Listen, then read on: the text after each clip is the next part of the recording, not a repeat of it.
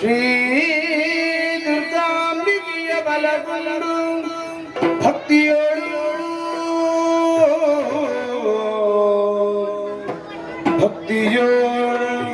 ಅಂಬಿಕಾ ಸುತ ವಿಘ್ನರಾಜನ ಬಿರಿದು ಸ್ತುತಿಸಿದೆ.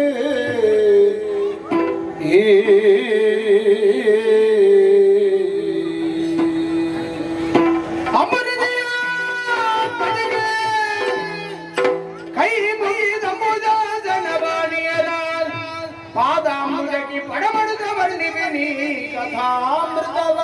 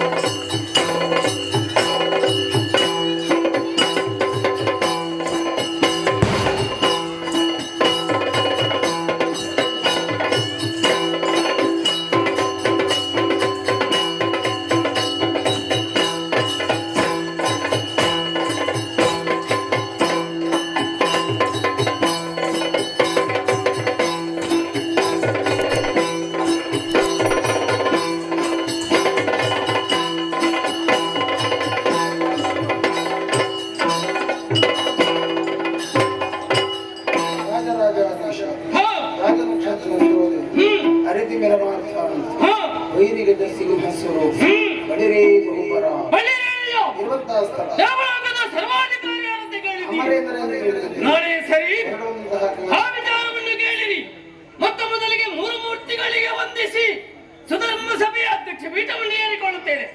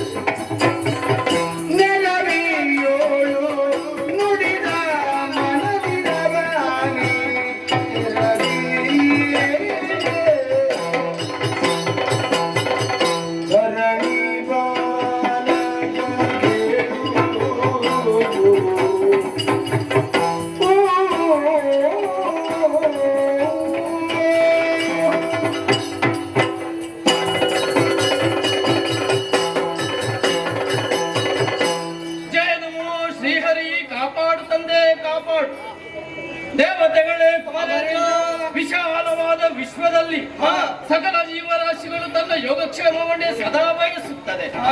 ವಿಶ್ವ ವಿರಾಟ್ ಪುರುಷನ ಪಾದವನ್ನು ಪಾತಾಳಕ್ಕೆ, ಮಧ್ಯಭಾಗವನ್ನು ಮಧ್ಯಲೋಕಕ್ಕೆ, ಶಿರೋಭಾಗವನ್ನು ದೇವಲೋಕಕ್ಕೆ ಹೋಲಿಸಿದ್ದಾರೆ ಜ್ಞಾನಿಗಳು. ಮನುಷ್ಯನ ಶರೀರದಲ್ಲಿ ಶಿರ ಹೇಗೆ ಪ್ರಧಾನವು, ಅದೇ ರೀತಿ ಸ್ವರ್ಗ ಮರ್ತ್ಯ ಪಾತಾಳಗಳೆಂಬ ತ್ರಿಲೋಕದಲ್ಲಿ ಶ್ರೇಷ್ಠ ಲೋಕ ಅಂತ ಹೆಸರನ್ನು ಪಡೆದದ್ದು ನಮ್ಮೀ ದೇವಲೋಕ. ಕರ್ಮ ಪ್ರಪಂಚದಲ್ಲಿ ಕಶ್ಯಪ ಬ್ರಹ್ಮರಿಗೂ ಅದಿತಿ ದೇವಿಯವರ ಪಾವನವಾದ ಗರ್ಭಾಂಬುದಿಯಲ್ಲಿ ಜನಿಸಿ ಲೋಕಮುಖದ ಬೆಳಕನ್ನು ಕಂಡವನು ನಾನು. ಸಾಧಿಸಿದರೆ ಜೀವನು ದೇವನಾಗಬಲ್ಲ ಅನ್ನುವಂತ ವಿಚಾರವನ್ನು ಲೋಕಮುಖಕ್ಕೆ ತೋರಿಸಿಕೊಟ್ಟವನೇ ಪುರಂದರ.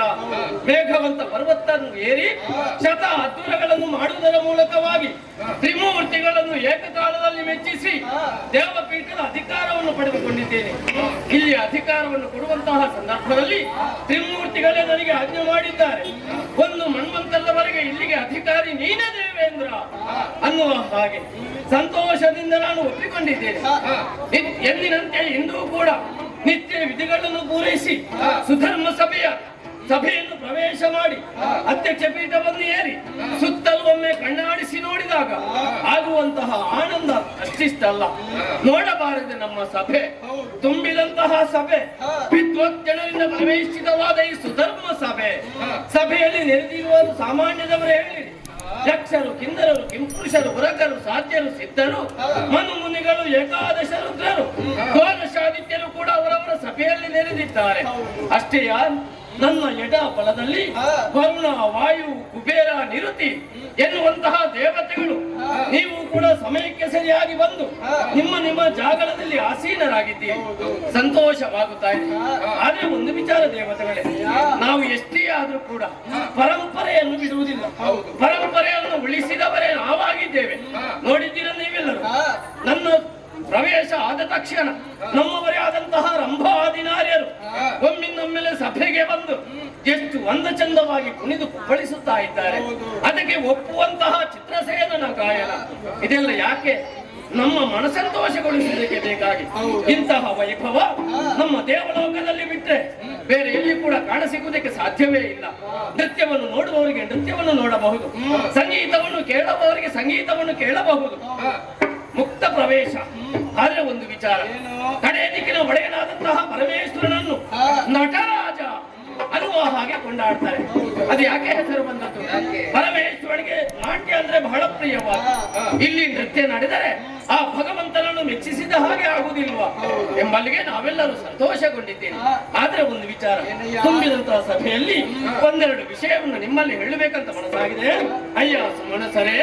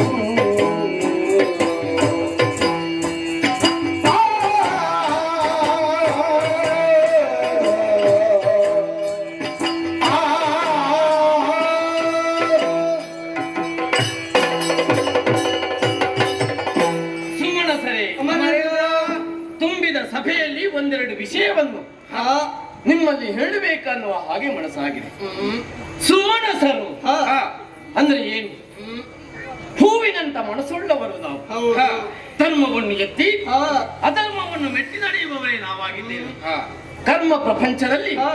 ಅದೆಷ್ಟೋ ಬ್ರಾಹ್ಮಣರು ಸಮಯಕ್ಕೆ ಸರಿಯಾಗಿ ಯಾಗವನ್ನು ಮಾಡ್ತಾರೆ. ಹಾ ಯಾಗದ ಅವಿಸನ್ನು ದೇವತೆಗಳಾದ ನಮಗೆ ಅರ್ಪಿಸ್ತಾರೆ. ಹಾ. ಅವಿಸನ್ನು ಉಂಡಂತಹ ನಾವುಗಳು ಹಾ. ದಿನದಿಂದ ದಿನಕ್ಕೆ ನಮ್ಮ ಶಕ್ತಿಯನ್ನು ಹೆಚ್ಚಿಸಿಕೊಳ್ಳುತ್ತೇವೆ. ಹಾ. ಸಂತೋಷಗೊಂಡ ಕಾರಣ ಇಳೆಗೆ ಮಳೆಯನ್ನು ಸುರಿಸುವವರು ನಾವಾಗಿದ್ದೇವೆ. ಹೌದು. ಆದ್ದರಿಂದ ನಮ್ಮನ್ನು ಎಲ್ಲರೂ ದೇವರು ಅನ್ನುವ ಹಾಗೆ ಕೊಂಡಾಡ್ತಾ ಇದ್ದಾರೆ. ಹಾ. ಸಂತೋಷವಾಗುತ್ತಾ ಇದೆ.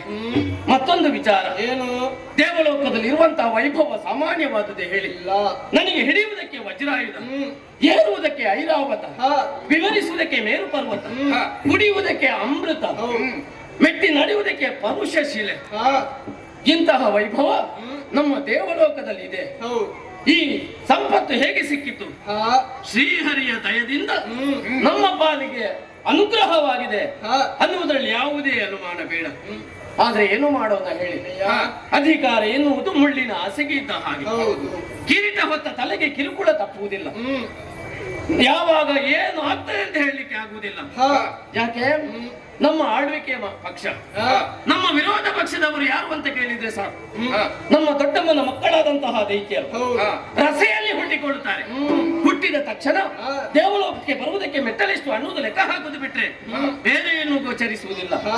ಘೋರವಾದ ಕಾಡನ್ನು ಸೇರಿ ಹರನನ್ನ ಅಜನನ್ನ ತಪಸ್ಸಿನ ಮೇಲಕ್ಕೆ ಮೆಚ್ಚಿಸಿ ಹಾ. ವಿಶೇಷವಾದಂತಹ ವರವನ್ನು ಪಡೆದು ತದನಂತರ ನಮ್ಮ ದೇವಲೋಕಕ್ಕೆ ಬರ್ತಾರೆ. ಹಾ. ಆ ಸಂದರ್ಭದಲ್ಲಿ ಕೆಲವರಲ್ಲಿ ನಾವು ಸೋತದ್ದು ಉಂಟು. ಹೌದು. ಈ ಸೋತ ದೃಶ್ಯವನ್ನು ನೋಡಿ ಹಾ. ಕೆಲವರು ಹಿಂದಿನಿಂದ ಅಪಪ್ರಚಾರ ಮಾಡು ರಕ್ಕಸರು ದೇವಲೋಕಕ್ಕೆ ಹೋದ್ರೆ ಸಾಕು, ಹಾ. ದೇವತೆಗಳು ರಣಹೆಣಿಗಳ ಹಾಗೆ ಓಡಿ ಹೋಗ್ತಾರೆ. ಹೌದು. ಏನು ನಮ್ಮ ಭುಜದಲ್ಲಿ ಶಕ್ತಿ ಕಡಿಮೆಯಾಗಿ ನಾವು ಓಡಿ ಹೋದದ್ದಲ್ಲ. ದೇವರು ಕೊಟ್ಟಂತ ವರಕ್ಕೆ ಮರ್ಯಾದೆಯನ್ನು ಕೊಡಬೇಕಾದ್ದು ಧರ್ಮಿಷ್ಠರಾದ ನಮ್ಮ ಕರ್ತವ್ಯ. ಹಾ. ಅದಕ್ಕೆ ಬೇಕಾಗಿ ಸೋತವರ ಹಾಗೆ ನಟನೆ ಮಾಡಿದ್ದು. ಹೌದು. ಸೋತರೆ ಏನಾಯ್ತು? ನಮ್ಮ ಕಷ್ಟವನ್ನು ಶಿಕ್ಷೆಗೋ ರಕ್ಷೆಗೋ ಸರ್ವಸಮರ್ಥನಾದಂತಹ ಪಕ್ಷವಾಹನರಲ್ಲಿ ಹಾ. ಕಷ್ಟವನ್ನು ಹೇಳಿದ ತಕ್ಷಣ ಕೈಯಲ್ಲಿ ಚಕ್ರವನ್ನು ಹಿಡಿದು ಹಾ. ಕೊಪ್ಪಿದ ರಕ್ಕಸರ ತಲೆಯನ್ನೇ ಕಡಿದು ಹೌದು. ಮತ್ತೆ ಮತ್ತೆ ಮತ್ತೆ ಮತ್ತೆ ದೇವಪೀಠದ ಅಧಿಕಾರವನ್ನು ಬಿಟ್ಟುಕೊಟ್ಟದ್ದು ಯಾರಿಗೆ? ನಮಗೆ ಈ ದೇವೇಂದ್ರನಿಗೆ. ಹೌದು. ಎಂಬಲ್ಲಿಗೆ ನಾನು ಕೂಡ ಸಂತೋಷಗೊಂಡಿದ್ದೇನೆ. ಆದರೆ ಹಾ. ಪ್ರಶ್ನೆ ಹುಟ್ಟಿಕೊಂಡದ್ದು ಬೇರೆ ಏನಲ್ಲ. ಅದೇ. ಇನ್ನು ಮುಂದಕ್ಕೆ ಹಾ. ರಕ್ಕಸರು ಭೂಲೋಕದಲ್ಲಿ ಹುಟ್ಟಿ ಹಾ. ನಮ್ಮ ದೇವಲೋಕಕ್ಕೆ ಬಂದ್ರೆ ನೀವು ಏನು ಮಾಡುವಿರಿ? ಅಮರೇಂದ್ರ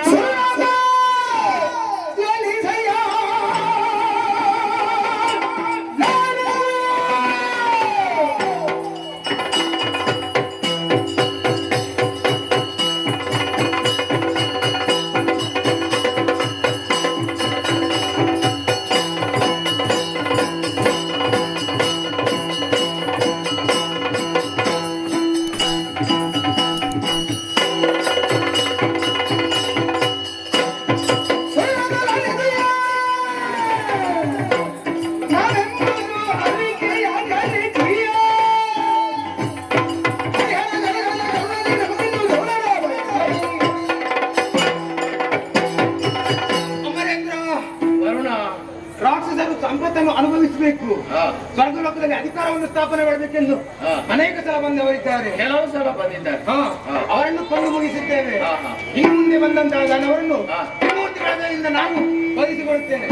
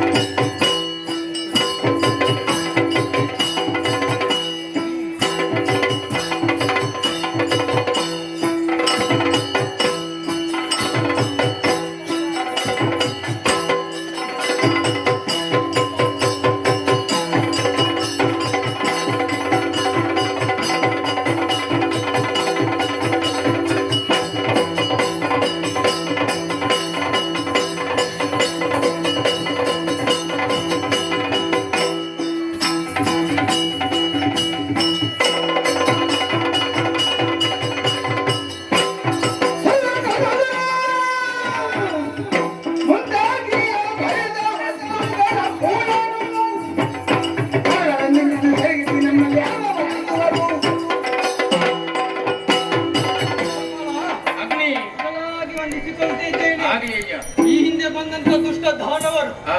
ಯಾರು ಕೂಡ ಉಳಿದದಿಲ್ಲ. ಎಲ್ಲರೂ ಒಳ್ಳೆದು ಹೋಗಿದ್ದಾರೆ. ಹೌದು. ಹಾ. ಸಿಹಿ ಇದ್ದಲ್ಲಿ ಇರುವೆಗಳು ಬರುವುದು ಸಹಿತ, ಅದು ಹೌದು. ಹಾಗೆ ಹಾ. ಸಂಪತ್ತಿದ್ದಲ್ಲಿಗೆ ದಾನವರು ಕೂಡ ಬರುವುದು ಸಹಿತ. ಇನ್ನು ಮುಂದೆ ಎಲ್ಲಿಯಾದರೂ ಈ ಹಿಂದೆ ಇನ್ನು ಮುಂದೆ ಬಂದರೆ ಹಾ. ಅವರನ್ನು ಆಡ್ಕೊಳ್ತೇನೆ, ಬಿಡುತ್ತಿದ್ದೆ. ನೀರಿಂದ ನುಡಿಗೆ ನೀರಿಂದ ನುಡಿಗೆ ಆ ಆ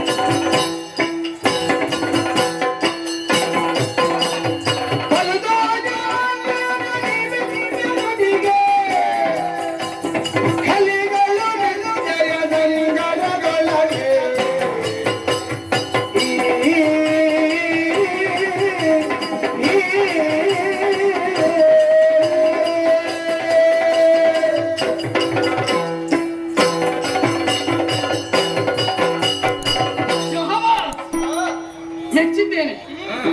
ಕೇವಲ ನಿಮ್ಮ ಮುಂದೆ ಒಂದು ಪ್ರಶ್ನೆ ಇಟ್ಟದೆ ತಡ. ದೇವಲೋಕಕ್ಕೆ ರಕ್ಕಸರು ಬಂದ್ರೆ ನೀವೇನು ಮಾಡುವಿರಿ ಅನ್ನುವ ಹಾಗೆ ಎಲ್ಲರೂ ರೋಷವೇಷದಿಂದ ಎದ್ದು ನಿಂತು ತ್ರಿಮೂರ್ತಿಗಳ ದಯದಿಂದ ನಾವು ಕೊಂದು ಕೊಡ್ತೇವೆ ಅನ್ನುವ ಹಾಗೆ ನೀವು ಹೇಳಿದ್ದೀರಿ. ಈ ಮಾತನ್ನು ಕೇಳಿದಾಗ ಸಂತೋಷವಾದ್ದು. ಯಾಕೆ ನಾವು ಯಾವುದೇ ಘನ ಕಾರ್ಯ ಮಾಡಿದ್ರು ಕೂಡ ಅದು ನಾನು ಮಾಡಿದ್ದೀನಿ, ಅದು ನನ್ನಿಂದ ಆಗಿದೆ, ಅದೆಲ್ಲ ನನ್ನದೇ ಅನ್ನುವ ಹಾಗೆ ನಾವು ಯಾವತ್ತೂ ಹೇಳಬಾರದು.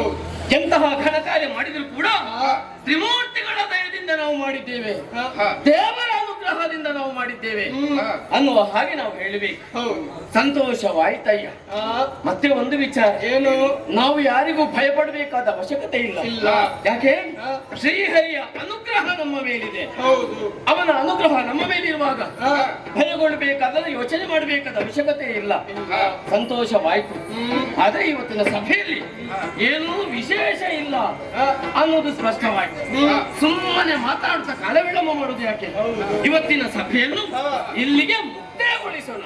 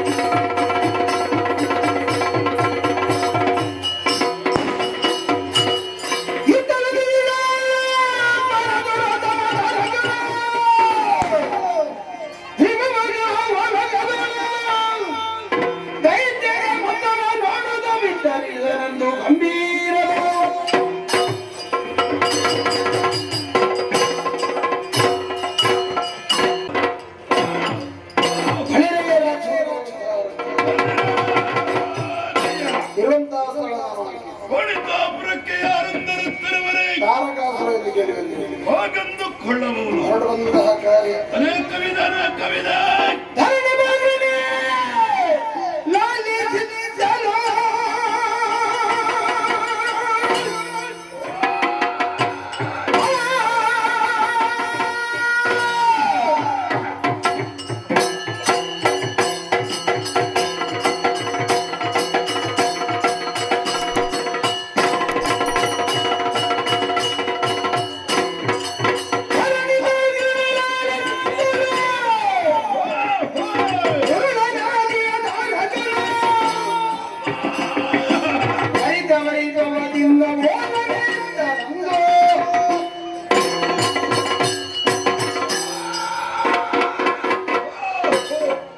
ಶಂಭೋ ಶಂಕರ, ಕಾಪಾಡು ತಂದೆ ಕಾಪಾಡು.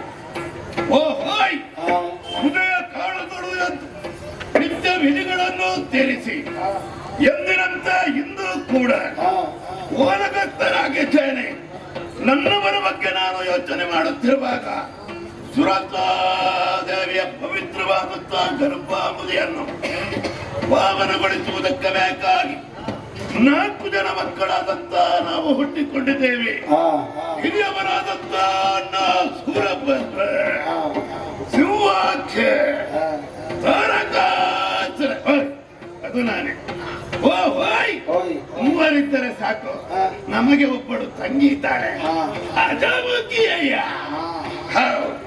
ಅಣ್ಣನಾದಂತ ಸಂತೋಷದಿಂದ ವೀರಮಹೇಂದ್ರಪುರದಲ್ಲಿ ಕೋಲವನ್ನು ಕಳೆಯುತ್ತಾ ಬಂದವ ನನ್ನ ಅಣ್ಣ ಸೂರಭದ್ರಾಖ್ಯ.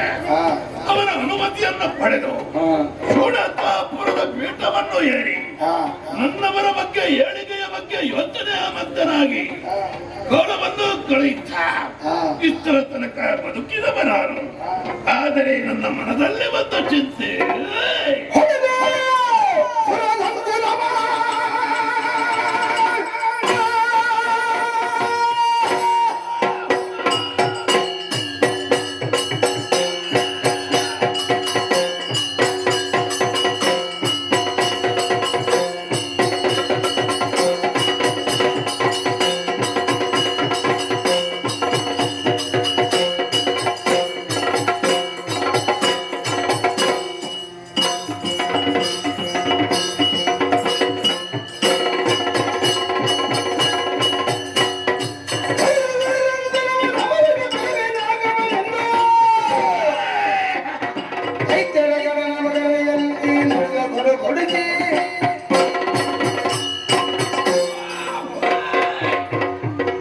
ಪದೇ ಪದೇ ನನಗೆ ಬಾಧೆಗೆ ಕೊಡುವುದು ಮತ್ತೆ ಯಾವುದಲ್ಲಯ್ಯ.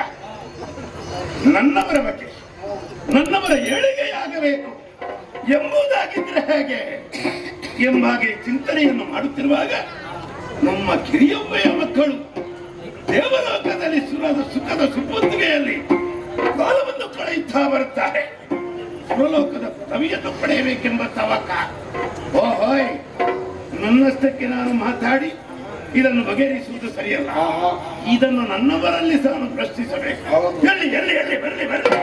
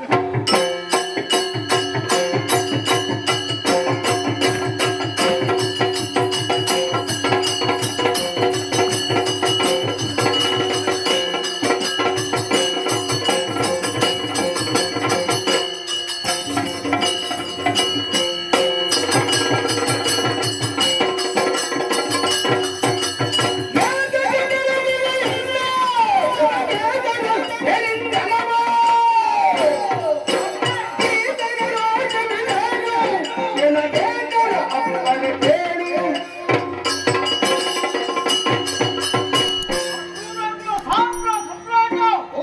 ನಿಮ್ಮ ಪವಿತ್ರವಾದ ಪಾದ ಪದ್ಮಗಳಿಗೆ ಶಂಭರಾಸುರ ಪ್ರಣಾಮಗಳು. ನಿನ್ನ ಭಕ್ತಿ ವಿಶ್ವಾಸವೇ ನಿನ್ನನ್ನು ಕಾಪಾಡಿಕೊಂಡು ಬರಲಿ.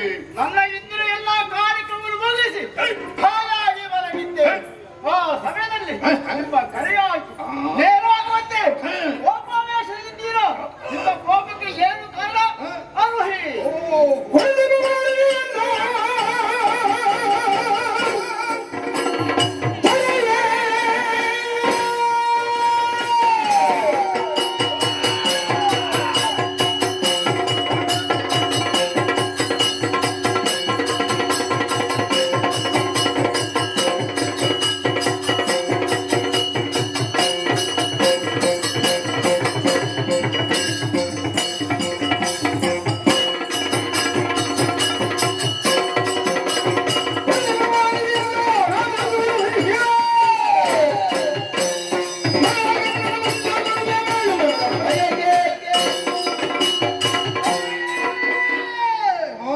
ಮೊದಲಾಗಿ ಮಾತ್ರ ವಿಷಯಕ್ಕೆ ಕೊಟ್ಟಿದ್ದೇನೆ. ಎದ್ದೇಳು. ಅವಸರವಾಗಿ ನಮ್ಮನ್ನೆಲ್ಲ ಸಭೆಗೆ ಕರೆಸಿಕೊಂಡಿದ್ದೀರಿ. ಕಾರಣ ಏನು ಅರ್ಥ ಆಗಲಿಲ್ಲ. ಮುಖ ನೋಡುವಾಗ ಏನೋ ಯೋಚನೆಯಲ್ಲಿ ಬಿದ್ದಿದ್ದೀರಿ. ಹಾಗಾದ್ರೆ ನಮ್ಮನ್ನು ಕರೆಸಬೇಕಿದ್ರೆ ಕಾರಣ ಇರಲೇಬೇಕು. ಯಾಕಾಗಿ ಕರೆಸಿದ್ದೀರಿ? ನಮ್ಮಿಂದ ಏನಾಗಬೇಕು? ಅಪ್ಪಣೆ ಆಗಲಿ.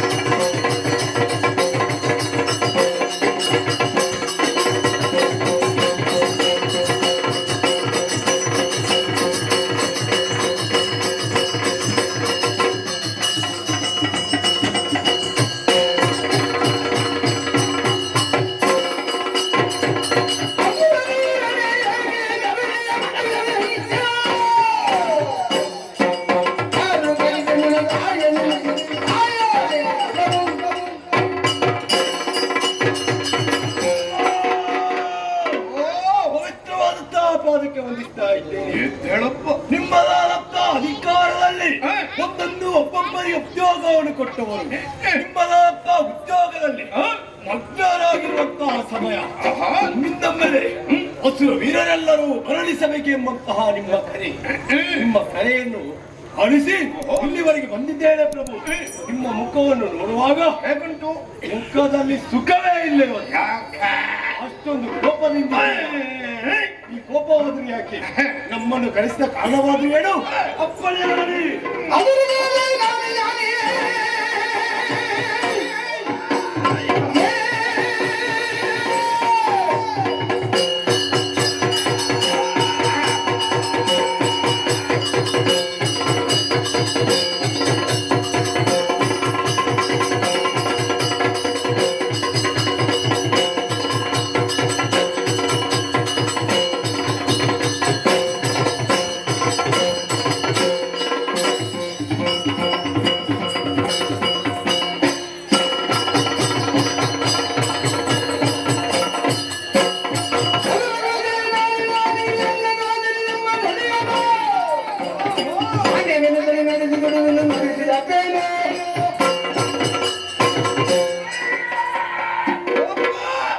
ಪವಿತ್ರವಾದ ಪಾದಕ್ಕೆ ವಂದಿಸ್ತಾ ಇದ್ದೇನೆ. ಎದ್ದೇಳಯ್ಯ ಎದ್ದೇಳು.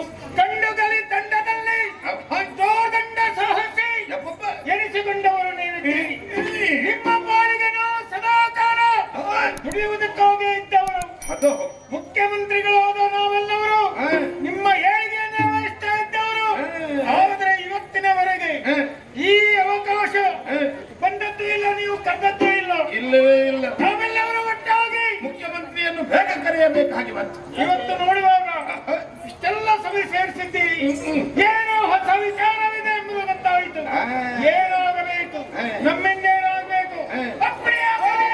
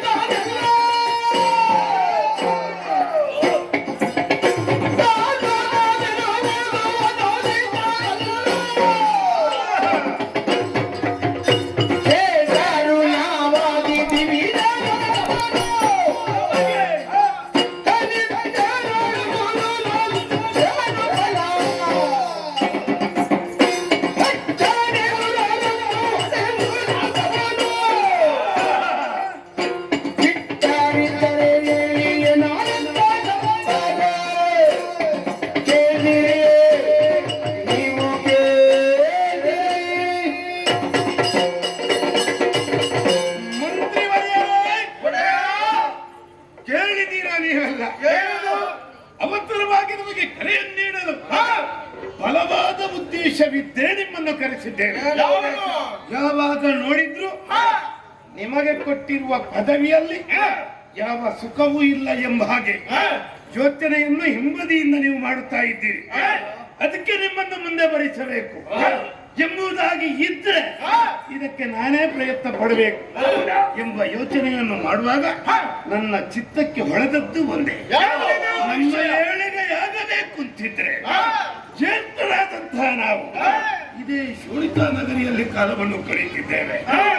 ನಮ್ಮ ಕಿರಿಯ ಮಕ್ಕಳು ದೇವತೆಗಳು ಮೇಲ್ಲೋಕದಲ್ಲಿ ಸ್ವೇಚ್ಛೆಯಾಗಿ ಕಾಲವನ್ನು ಕಳೆಯುತ್ತಾರೆ. ಎಂದಾದ ಬಳಿಕ ಮೇಲ್ಲೋಕದ ಪದವಿಯನ್ನು ಪಡೆಯಬೇಕು.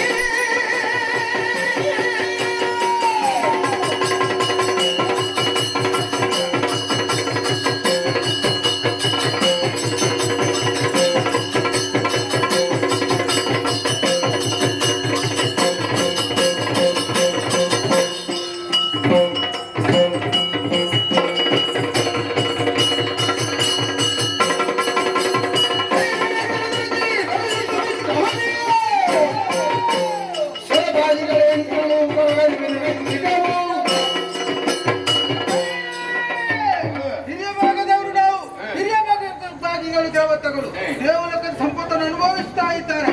ನಮಗೆ ಸೇರ್ಬೇಕಾದ್ದು ದೇವಲೋಕದ ಅಧಿಕಾರ. ಆದ್ರೆ ಏನು ಮಾಡೋದು, ಪಡೆಯುವ ಯೋಗ ಇಲ್ಲ.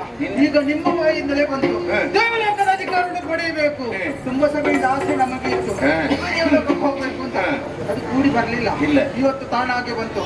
ಅಪ್ಪಣೆ ಕೊಟ್ರೆ ನಾನು ಹೋಗ್ತೇನೆ ದೇವಲೋಕಕ್ಕೆ, ಸಿದ್ಧರಾಗಿದ್ದೇನೆ.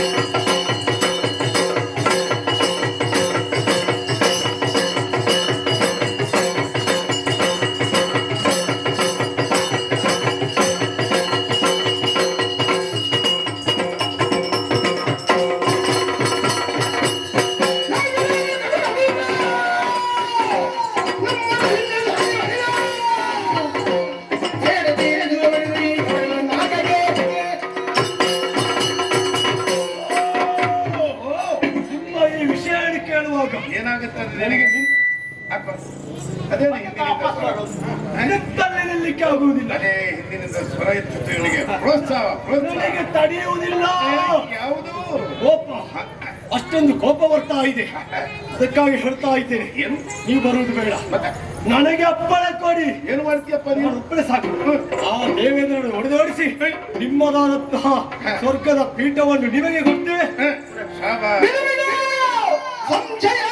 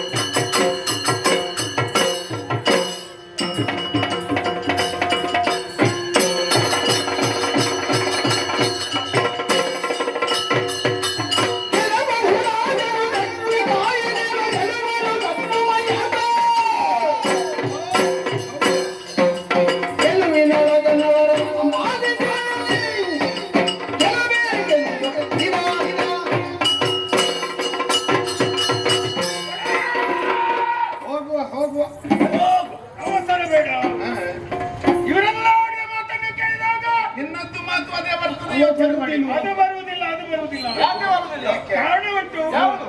ನಮ್ಮವರೇ ಹಿಂದೆ ಹೋದವರು ಎಷ್ಟು ಮಂದಿ ಹೋಗಲಿಲ್ಲ ಎಲ್ಲಿಗೆ ದೇವಲೋಕಕ್ಕೆ ಹೋಗಿದ್ದಾರೆ? ಶಾಶ್ವತವಾಗಿ ಉಳಿದವರಿದ್ದಾರ. ಓಹೋ ಅಂತ ಹೇಳಿದ್ರೆ ಇಂದ್ರನನ್ನು ಓಡಿಸಿ ಪೀಠವನ್ನು ಏರಿದ್ರು ಕೂಡ ಅವರಿಗೆ ಅಲ್ಲಿ ಉಳಿಗಾಲವಿಲ್ಲ. ಆಗಲಿಲ್ಲ. ಇಲ್ಲ.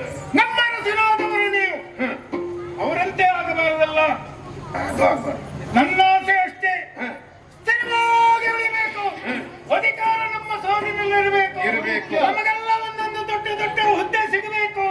ಇದೇ ನನ್ನ ಬಯಕೆ.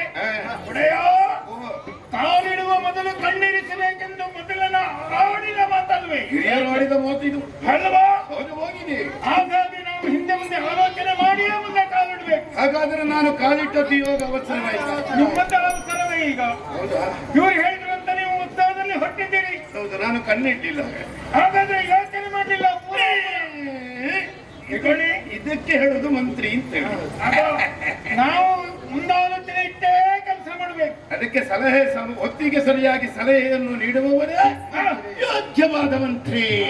ನಾನಾ ಚಮತ್ಕಾರವಲ್ಲದೆ ಮಂತ್ರಿ ಆಗು ಅಲ್ವಾ? ಆ ಯೋಗ್ಯತೆಗೆ ಸರಿಯಾಗಿ ನಿಮ್ಗೆ ಸೂಚನೆ ಕೊಡ್ತಾ ಇದ್ದೇನೆ. ಏನು ನನಗೆ ಸೂಚನೆ ಕೊಡುವುದು? ಹೌದೌದು. ಅದೇ ಅಲ್ಲಿಗೆ ಹೋಗುವ ಮೊದಲು ಯೋಚನೆ ಸಲಹೆ ಯಾವುದು ಹೀಗೆ ಹೋಗಬಾರ್ದು.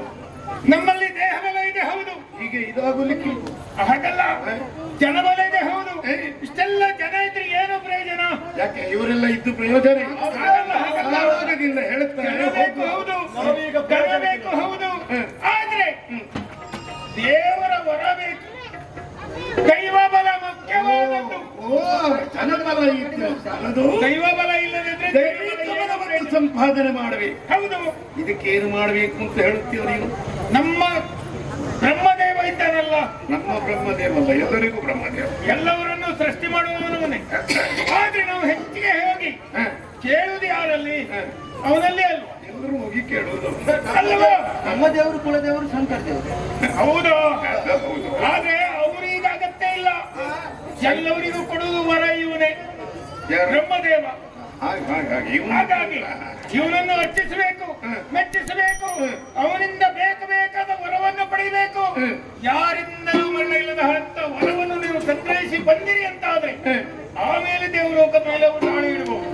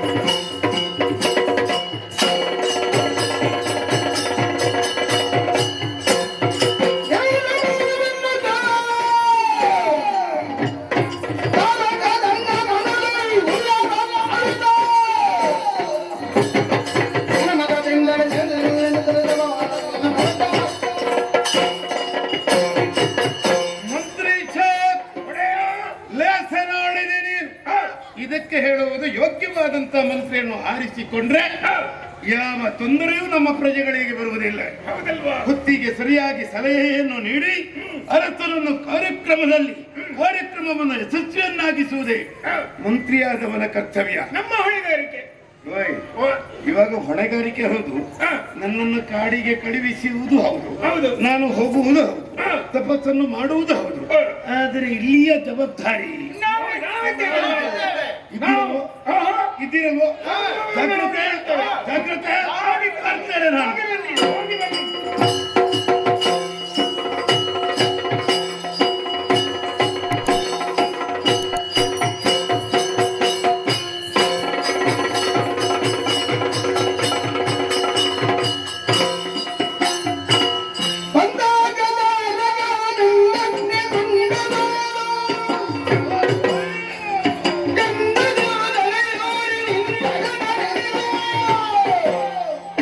ಹರಿ ನನ್ನ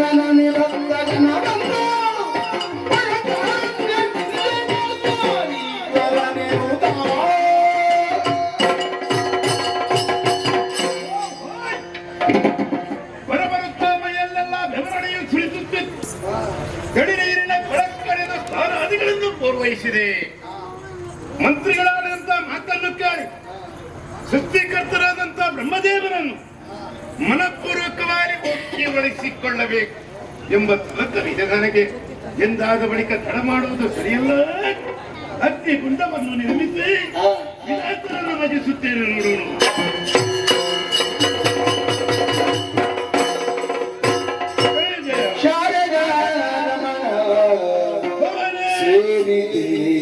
ಚರಣ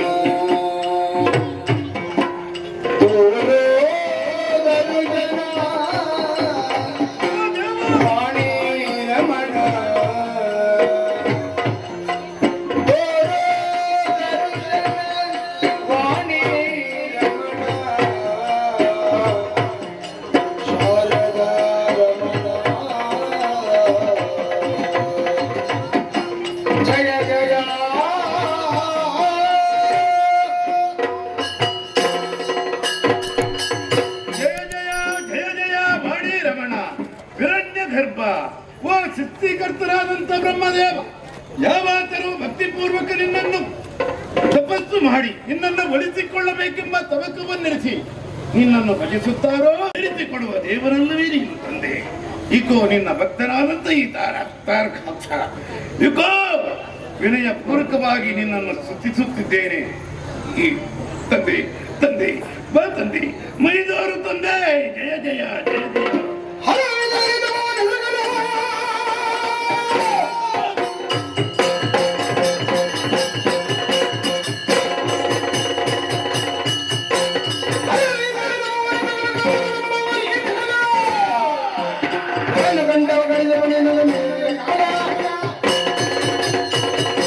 ಸೃಷ್ಟಿಕರ್ತನಾದಂತ ಬ್ರಹ್ಮದೇವ, ನಿನ್ನ ಭಕ್ತನಾದಂತ ತಾರಕಾಸುರ ವಿಧ ವಿಧದಿಂದ ನಿನ್ನನ್ನು ಒಲಿಸಿಕೊಳ್ಳಬೇಕೆಂಬ ತವಕವನ್ನಿರಿಸಿ ತಪಸ್ಸನ್ನು ಮಾಡುತ್ತಿದ್ದಾನೆ. ನನ್ನ ತಪಸ್ಸಿಗೆ ನೀನು ಮೈದೂರುವುದಿಲ್ವೇ? ನೀನು ಮೈದೂರುವುದಿಲ್ವೇ? ನನ್ನವರಿಗೆ ಭರವಸೆಯ ಮಾತನ್ನಿಕ್ಕೆ ಬಂದವನು ನಾನು. ಎಂದಾದ ಬಳಿಕ ಈ ಮುಖವನ್ನು ನನ್ನವರಿಗೆ ನಾನು ಹೇಗೆ ತೋರಿಸಲಿ? ಕೈಯಲ್ಲಿರುವಂತ ಆಯುಧದಿಂದ ನನ್ನ ಶಿರವನ್ನು ನಿನಗೆ ಅರ್ಪಿಸಿ ಬಿಡುತ್ತೇನೆ.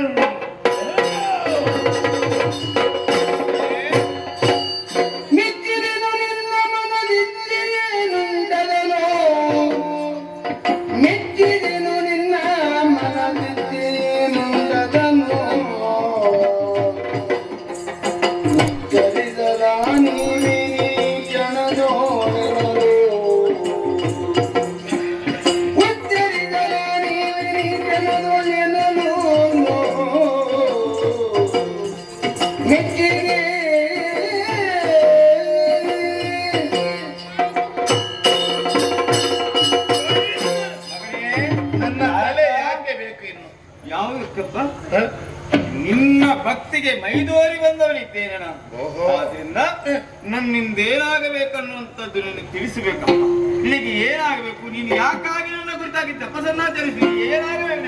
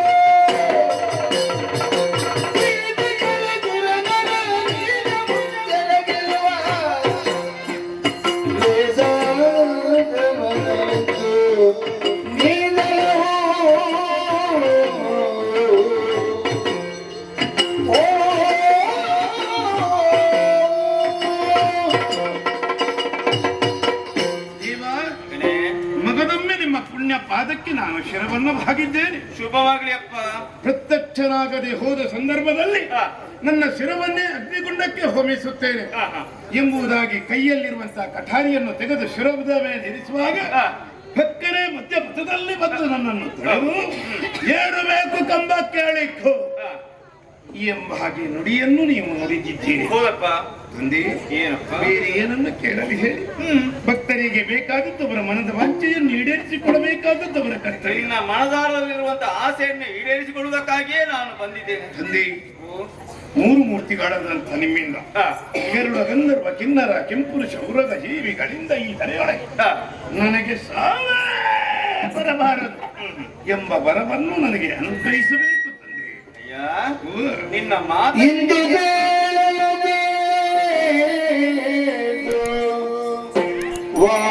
ವಾಣಿಗಾಂಧನ ಸುನಗುತ್ತಿದ್ದ ಯಾಕೆ ನಗುವುದು ಸ್ವಾಮಿ? ಇಂದು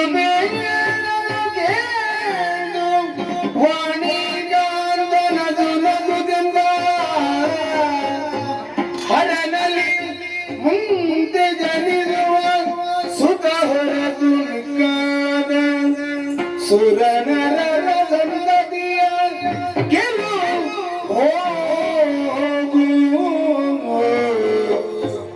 ಹರನಲ್ಲಿ ಮುಂದೆ ಜನಿಸುವ ಸುತ ಹೊರತು ಮಿಕ್ಕಾದ ಸುರನರ ಸಂಗತಿಯ ಗೆಲುವುಗುನಿ ನಿಶ್ಚಿಂತನ ಬೇಡಿ ಇಂದು ಬೀಳಲು ಕೇಳು ವಾಣಿಗಾಂಧನ ಸುನಗುತ್ತ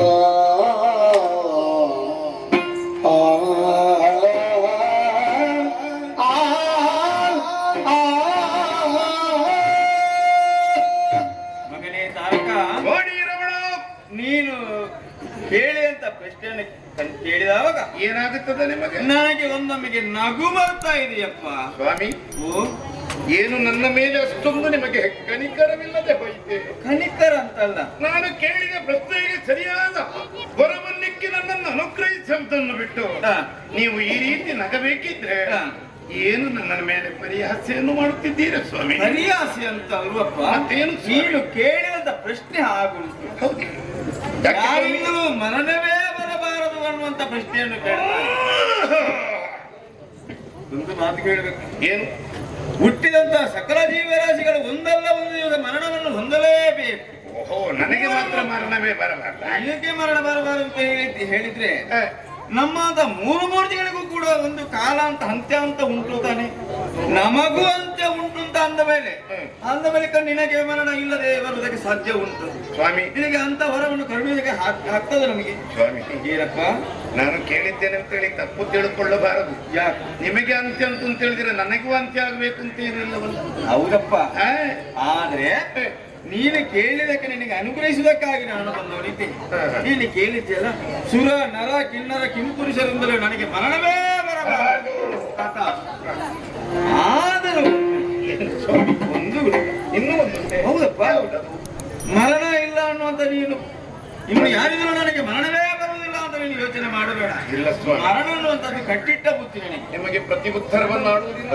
ಆದರೆ ಮರಣ ಉಂಟು. ನಾನು ಹೇಳಿದನ್ನು ಸರಿಯಾಗಿ ನೀನು ಗಮನವಿಟ್ಟು ನನಗೆ ಕೇಳಿದೆ ಅಂತ ಕೇಳಲೇಬೇಕು. ಹೇಳಿ ಸ್ವಾಮಿ. ಇನ್ನು ಮುಂದಕ್ಕೆ ಶಿವನಿಂದಲೇ ಹುಟ್ಟುವಂತ ಮಗನಿಂದಲೇ ಮರಣ ಅಲ್ಲದೆ ಮತ್ತಿನ್ಯಾರಿಂದಲೂ ನಿನಗೆ ಮರಣವೇ ಇಲ್ಲ. ಹರಕುಮಾರನಿಂದಲೇ ಮರಣ ನಿನಗೆ. ಓಹೋ, ಹರಕುಮಾರನಿಂದ. ಹೌದಪ್ಪ. ಆದ್ರಿಂದ ನೀನು ನಿನ್ನ ಕುಲವನ್ನು ಸೇರು. ದೀರ್ಘಕಾಲಿಯಾಗಿ